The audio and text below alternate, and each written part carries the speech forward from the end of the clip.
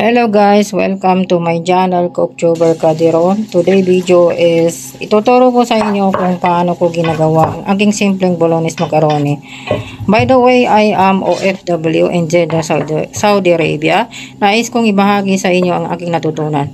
Ang lutuin ko ngayon ay bolognese macaroni. Igisa natin ang sibuyas. Pag malambot na yung sibuyas ay ilagay natin ang ating karne at lutuin. Hayaan natin siyang maluto hanggat sa mawala na yung kanyang tubig. Pag medyo naka-brown na siya guys, yung ating karne ay iset aside natin. At lulutuin na natin ang ating sauce na kamatis. Igisa natin sa sibuyas at bawang at gamit ng ating mantika ay olive oil at butter. Pagkatapos nun guys, pag naluto na yung ating sauce na kamatis ay i-blend natin. Tapos ihalo natin yung ating karne. Tapos halo-haloin natin guys. Lagyan natin siya ng parmesan cheese.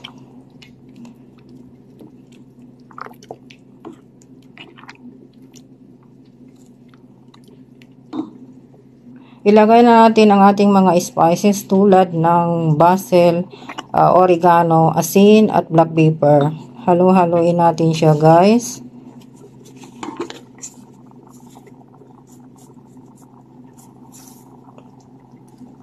Ayan ang oregano guys.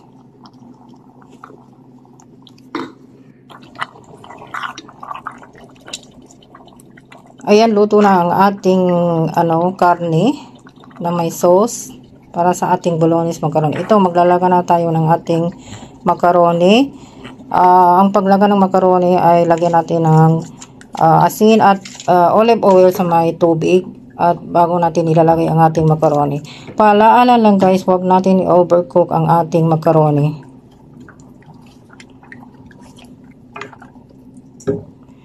Pagkatapos ng maluto ang ating macaroni ay isasala natin guys para mawala yung kanyang tubig.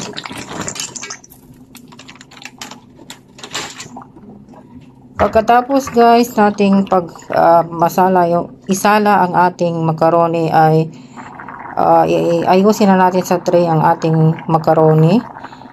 Pero paalala lang, pwede ninyong i-mix yung sauce at saka yung macaroni agad.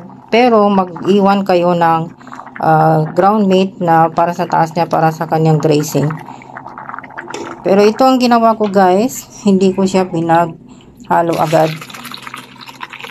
Gagawin ko ng macaroni sa aking tray. Tapos nilagay kong sauce, tapos yung meat, tapos macaroni, tapos sauce, tapos meat.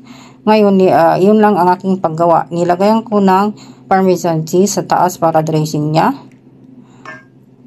Sana guys, may natutunan kayo sa aking recipe, sa simpleng aking niluluto.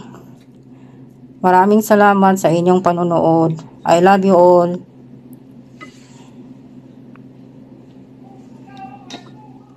Ilalagay ko po sa description ang buong detalye ng recipe ng ating bolognese macaroni at paano niluluto, at ang mga sangkap ay sa description ko ilalagay guys para